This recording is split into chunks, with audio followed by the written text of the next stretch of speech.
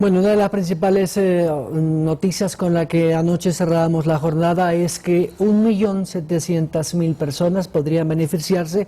con este decreto que reforma el reglamento de quienes están en la central de riesgo por ser deudores del tema financiero. Este beneficio alcanza a las personas que tienen deudas hasta $1.000. Lo que ha dicho el presidente permitirá desde su óptica financiera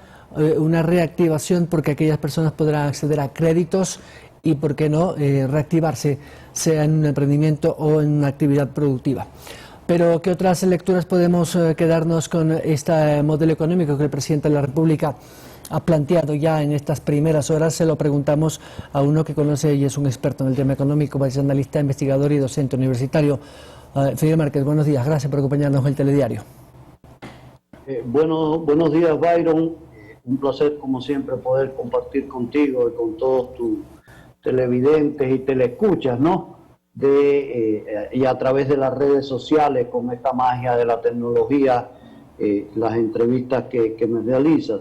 Bueno, en primer lugar, yo creo que es una buena medida el hecho de que se haya tomado este decreto o que ya el presidente haya instruido a la Junta Monetaria y Financiera para que tome las medidas correspondientes y sacar, y escuchen bien la palabra que estoy diciendo, sacar de la central de riesgo a 1.700.000 personas que están inmersos con menos de $1.000 de vencimiento de sus créditos y que no han podido honrar, entre otras cosas, por la situación fortísima de la pandemia que todos sabemos que ha afectado. Es una medida de alivio para que puedan acceder a nuevos créditos estas personas, porque todos sabemos que cuando se está en la central de riesgo no puedes acceder a préstamos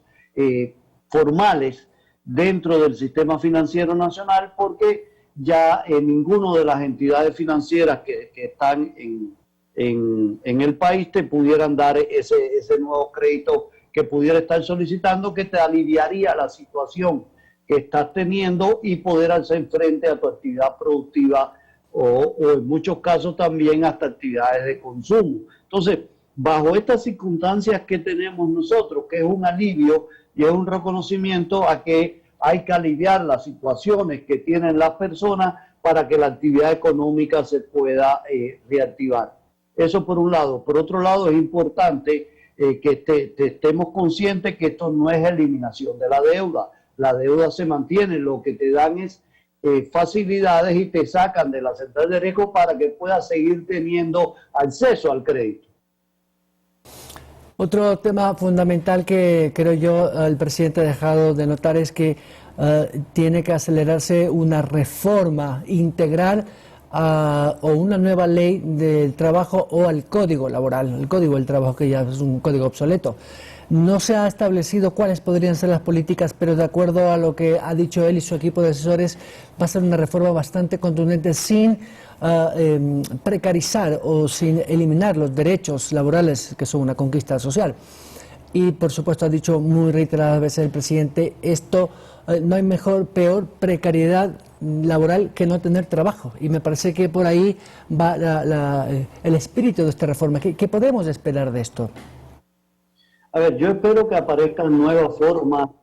de inserción laboral para muchas personas, nuevas formas de contratos laborales, es decir, contrato por horas,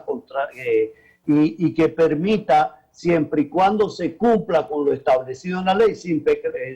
llegar a tener actividades precarias de trabajo, que además recordemos que nosotros tenemos en el país que de cada 10 empleados que tenemos, alrededor de 7 están en condiciones de informalidad o condiciones que no son las adecuadas para el trabajo, y por tanto aquí nosotros lo que tenemos es que si solamente están en buenas condiciones, teniendo trabajo decente o trabajo pleno, el nombre que se le quiera dar a nuestra población económicamente activa, tenemos por tanto que nosotros buscar las condiciones y ver qué mecanismos de empleo se están utilizando en el mundo de hoy, donde además ya con el desarrollo tecnológico y la propia pandemia nos ha puesto de manifiesto, hay formas de laborales que han llegado para quedarse. Entonces, todo este tipo de cosas tenemos que insertarlas en nuevas formas de contratos laborales, por un lado, y por otro lado dar la facilidad para que la reactivación del empleo sea una realidad, y esto tiene que pasar por aquellas nuevas formas de contratación que se están utilizando en el mundo de hoy sin llegar a la precarización del trabajo. Fidel, otro de los temas que dijo, pero el sábado en un encuentro que mantuvo con algunos líderes de opiniones iberoamericanos que tiene que ver con libertad de prensa y democracia, organizado por Álvaro Vargas, hijo del ex premio Nobel de la Paz Vargas Llosa, y dijo ahí puntualmente: voy a sacar la concesión a las 3 refinerías y también vamos a vender el Banco del Pacífico y concesionar parte del negocio de telecomunicaciones de CNT. Clarísimo, abrir esas oportunidades de inversión extranjera, pero eso pasa por unas reformas a la ley o también aprobaciones por parte del Congreso. ¿Cuál de estos 3 sectores podría tener más salida rápidamente para tener ingresos? Sea la venta de un banco como el Pacífico, sea una concesión de servicios petroleros a través de las refinerías y o el de telecomunicaciones. Sí, mira, yo creo, Byron, que aquí lo primero es la concesión, que no es privatización. Recordemos que lo que está prohibido en el país es la privatización de este tipo de actividades que son del sector estratégico, que es como está establecido. Pero cuando vamos a una concesión, eso es una alianza estratégica que se establece entre el Estado y las entidades privadas para que funcione eficientemente. Y aquí es donde yo siempre digo que lo importante es que el Estado no importa el tamaño que tiene, sino que sea eficiente. Y por tanto, si nosotros queremos que el Estado tenga recursos para enfrentar la desnutrición infantil, para enfrentar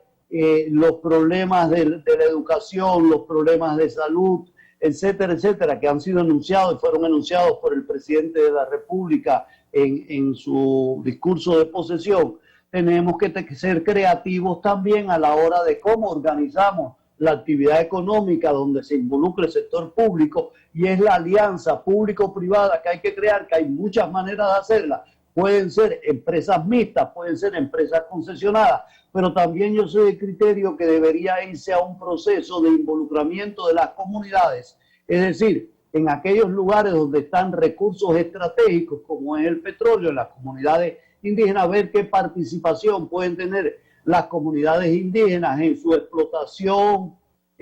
uso y también el uso después de las utilidades que den estos recursos, y ver cómo creamos mecanismos donde las comunidades también sean socios de este tipo de actividades productivas y creamos, por tanto, procesos de asociatividad y de descentralización para desarrollo local, que yo creo que es muy importante que tomemos en consideración en este sentido. Por tanto, lo primero que tenemos que tener claro son conceptos que concesionar no es privatizar. Concesionar es poner en manos de alguien que le dé una administración más eficiente o haga una explotación más eficiente de determinados recursos, pero donde el Estado tiene participación y recibe recursos por este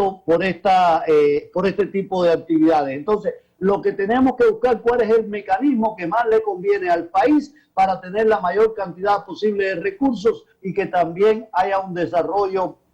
antropoceno de lo que nosotros queremos plantearnos como desarrollo del país, donde el ser humano y la naturaleza estén de la mano, estén de conjunto, pero que el desarrollo del país sea el que nos lleve a este tipo de actividades. Y no es vender por vender, porque eso sería tonto, sino buscar el mecanismo de alianza entre lo público y lo privado que más le convenga. En cuanto al banco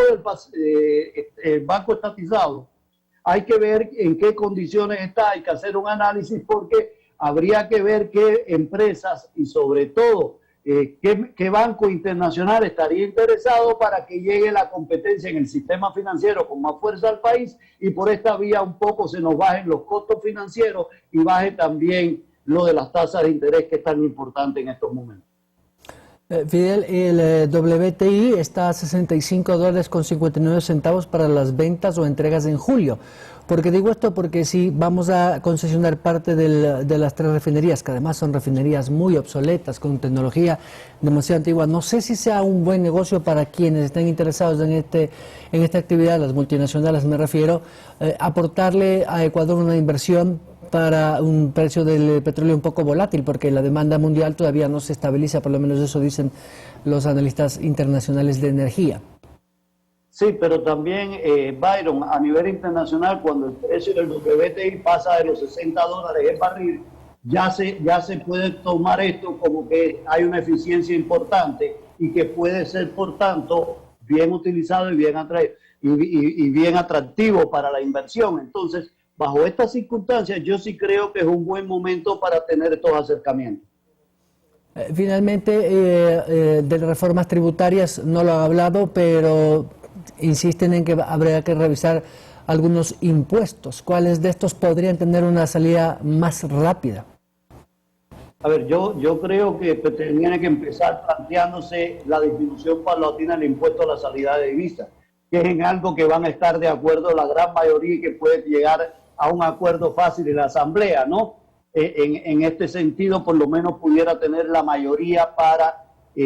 poder hacer esta disminución y ser atractivo. Por otro lado, yo no creo que sea el momento inicial para que se plantee, digamos, una subida en IVA o algo por el estilo. Creo que en eso no va a tener por ese lado el presidente las facilidades. Si en algún momento la reforma tributaria, aunque ya ha dicho y en su discurso estaba que va a haber una disminución de impuestos, hay que analizar cuál es la presión tributaria que realmente tiene la actividad económica, cuál es la presión tributaria que tiene la familia ecuatoriana y tenemos que tener muy claro que en estos momentos donde lo más importante es el consumo de la familia y por las situaciones que estamos teniendo, yo creo que el camino debería estarse principalmente enfocado a buscar cómo recaudar los impuestos que están establecidos, cómo aumentar la eficiencia de recaudación de los mismos y un poco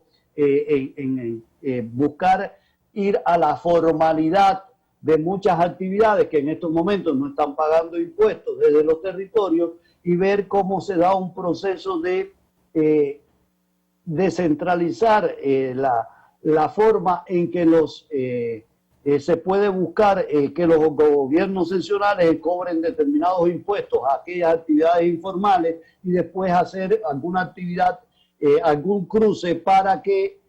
no tenga que desde el gobierno central enviarse recursos a los gobiernos seccionales, sino crear mecanismos que de una u otra manera no se tenga que hacer tantos desembolsos desde el gobierno central y siempre empezar a buscar cómo creamos condiciones para que la masa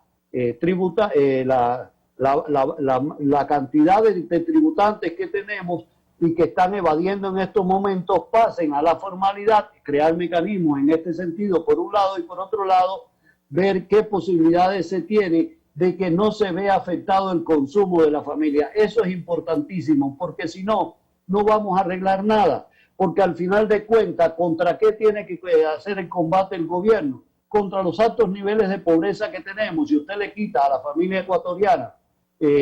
un 5 o un 6% más de sus ingresos, evidentemente que esto va a estar atentando contra el buen funcionamiento social. Y aquí es donde vienen los problemas sociales, que no son convenientes para ningún gobierno, y mucho menos en una época de pandemia. Fidel Márquez, muchas gracias por ese panorama económico de este gobierno, muy gentil. Gracias a ti, bye.